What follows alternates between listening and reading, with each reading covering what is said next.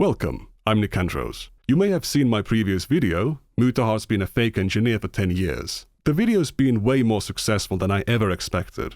I assumed it would simmer in the background for a month before I released my big video, but it blew up instantly, and Mutahar has responded. In the video, I exposed Mutahar for giving inconsistent statements about his educational background and qualifications. Did he go to university for computer engineering or computer science? Did he drop out after a semester, or does he leave it open to leave his audience to conclude he graduated? Sometimes he'll talk about STEM degrees while claiming to be an engineer and therefore biased in favor of them, despite the fact that he has no such degree.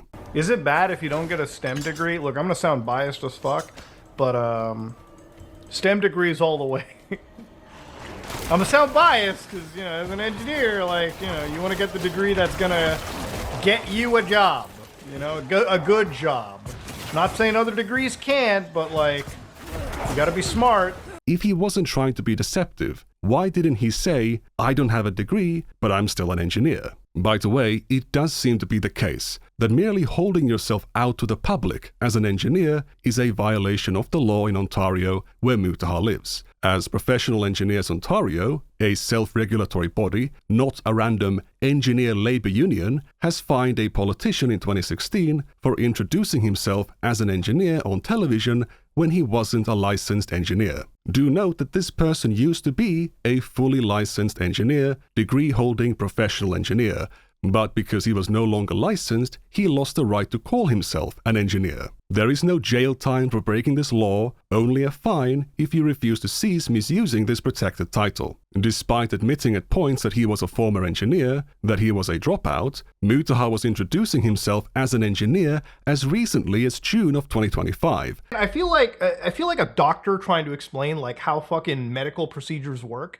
as an engineer telling people that AI is like... And at times, he leaned on these credentials to sound more authoritative. I also constructed a timeline which demonstrated that Mutahar has been a former engineer for a decade. He was getting a videography diploma, he worked as a video editor, but in 2019 he began calling himself not just an engineer, but a computer engineer. Note that he has never called himself a software engineer. A computer engineer isn't some Canadian English version of a software engineer. It's a much more hardware development-focused engineering discipline, closer to electrical engineering. Mutahar does not display this kind of knowledge or skill in his content. It took him months to switch the batteries on his fucking smoke detector. He's been calling himself a computer engineer for a decade because of computer work he did in high school. He claims to have done penetration testing, that he's a cybersecurity expert, that he does network security, and that he was coding bank applications as a high schooler. He claimed he would have made a lot of money in these fields, but also that it was a dead-end job. Is there any proof that these jobs were ever real? Is there proof that his globe-trotting video engineer career was real? I don't know. According to further research by Harmful Opinions, Mutahar called his work blue-collar computer programming before he switched to calling it engineering in 2015, and that term stuck with him for 10 years, misleading millions of people into perceiving him as far more qualified and educated than he was. Others have pointed out that he used his credibility to smear Mama Max as having possessed child sexual abuse material, bestiality, or animal abuse videos. The video that you would have to be hashed by the FBI or any of these agencies as actual child porn. And it would... No, it wouldn't. I don't know where he's saying this. He literally just read a Reddit post. There was no proof of this. The only reason he was believed was because he was perceived to have these high credentials. Mutahar's initial response to my video was to ban the word engineer from his comments. When that didn't succeed, he stopped uploading for a week and went quiet on social media. So at this point, you know, we're about like a week into not crapping, right? He did private a video which Harmful Opinions covered in one of his videos, and he wiped an entire channel of podcasts he used to do with his friends, meaning that he was following this quite closely behind the scenes. Now he's back, and he's made a 2-minute response buried 3 minutes into a random 32-minute video. Let's see it. Now, YouTube's pretty much engineered, I would say, in their mind, it seems a pretty foolproof way of isolating kiddies from adults. Now, I use the E word over there, and I want to just start talking a little bit. I know there's been some drama, and I want to kind of address things here really quickly. So obviously, I have been calling myself a engineer, in some cases a programmer, a cybersecurity engineer, whatever you can call it. And, I apparently have also been a dropout, which I don't hide. Now, obviously, me being a dropout, I don't have a degree, so I'm not a certified or licensed engineer. Now, I made a lot of videos in the past where I've taught you guys about computer safety, cybersecurity, a lot of this stuff, and I think that content stands up on its own. And I believe it actually can be used, and people have learned from it, and I think that's great. Now, if you feel offended, if you feel wronged that I called myself an engineer while not being a degree-holding engineer, then for that I do apologize. And I will denigrate myself to, programmer or a fat Indian guy that knows a bit about computers. That's what I'll leave it at. And that's pretty much all I have to say. Now again, if you want to stick around, awesome. If you still feel wronged and this does not suffice for you, then I don't really give a fuck. Simple as that. Now, again, that being said, if anything else comes out of this, whether there be some legal stuff, then I'll just let lawyers handle it and we'll call it at that.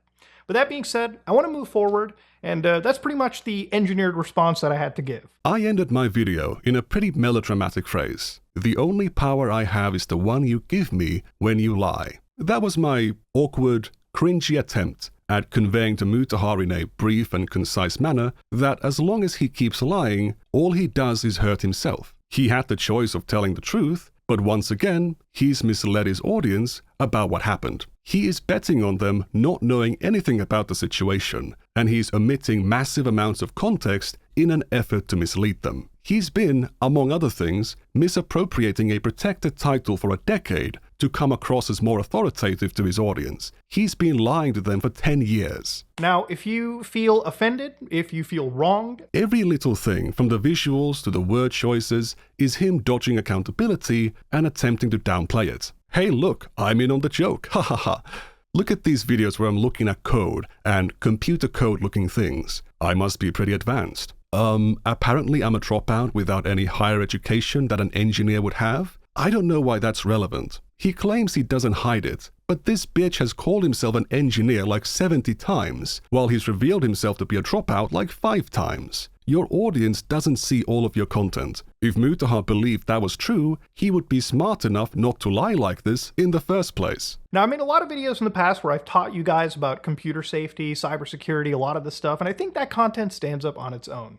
And I believe it actually can be used, and people have learned from it, and I think that's great. Claiming that people have learned from his content is an incredibly low bar, and not something that was contested in the first place. If you like to use the brush tools in Photoshop, did you know that by holding down Alt and right-click, you can move your mouse to change the size and the hardness of your brush? Congratulations! Thousands of Photoshop users watching this video just rushed to open the software in order to try that trick. People have learned from this video, but I don't need to call myself a graphic design engineer or someone working in TV and film to woo an audience. If I made content that I believed stood up on its own, I wouldn't have to inflate my credentials. So this is a nonsense statement. Me being a dropout, I don't have a degree, so I'm not a certified or licensed engineer. His phrasing here implies he is still an engineer, just not a degree-holding engineer. What engineer are you then? After 10 years of bragging about it in public, making it our business, you should be able to tell us, where did this come from? What are your credentials? What work have you done?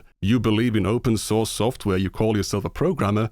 Where's your GitHub? What contributions have you made in the past 10 years? Then he tries to guilt trip people by saying he'll denigrate himself by calling himself just a programmer or a fat Indian who knows a bit about computers. He could have said that he was insecure in his youth and used the word engineer without knowing it was illegal to feel better about himself. Then that claim kind of stuck around and he was too embarrassed to admit that he wasn't one. It would be so simple, but Mutahar cannot ever admit to having made a mistake, or at least take responsibility for it. What do you think makes you come across as a likable man of character? Someone with the footing to judge others, as you have done for years. I'm kind of the fucking aficionado of handing out these reality checks to a lot of things. Is it by being a coward who lies all the time, shifts blame, and never accepts their fallibility? Or is it by being someone who takes the blame for their mistakes, someone who knows their limits and speaks the truth? Do you believe your audience is entitled to the truth about who you are? Because they will only trust you as much as you trust them. They will respect you as much as you respect them. Now they've realized you're full of shit. I was full of shit, literally, like I was full of fecal matter. And what's your response? If you still feel wronged and this does not suffice for you, then I don't really give a fuck.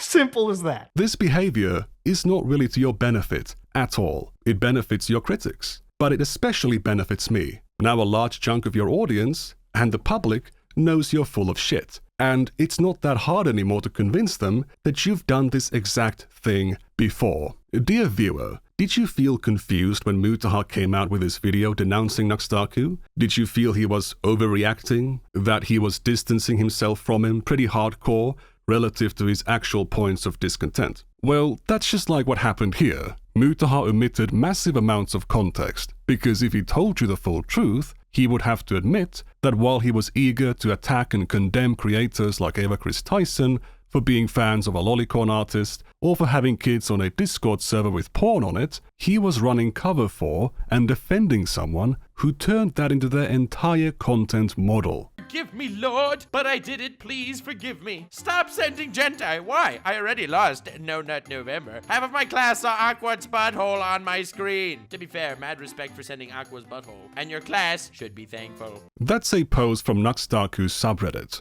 At the time this video was made, the OP of this post was a 12-year-old child. They were not a one-time poster, and they were not the only extremely young child that was involved in this community focused around adult content. There's plenty more material to cover in my bigger video, but let me tell you this. Mutahar was notified about this stuff in a confrontation almost exactly a year ago. What action did he take? Nothing. Because if the truth came out, he would look bad for being so close to Nuxtaku. This guy is sitting here telling you that the government needs to stay away from the internet. It's so horrible when people are forced to verify their age on social media. I know it's annoying. I know it's frustrating. And I know it can be used for information control, mass manipulation, censorship, blah blah blah. But I've seen what it looks like when these man-children self-regulate. What it looks like when they are holding each other accountable. And what I mean by that is that they don't. They are 100% willing to prioritize their career, income, and their ego over the safety of children on the platform. But that's a story for the bigger video. Some people have unfortunately gotten the idea that I'm going to expose Mutahar as some kind of a pedophile. That is not the case. He's not refusing to call this stuff out because he secretly condones it. He is simply just that much of a total bitch, afraid of any controversy with a chance it might stain his reputation. A worthless, spineless pushover. Somehow, his actions in this situation were even more pathetic than pretending to be different kinds of engineer for a decade.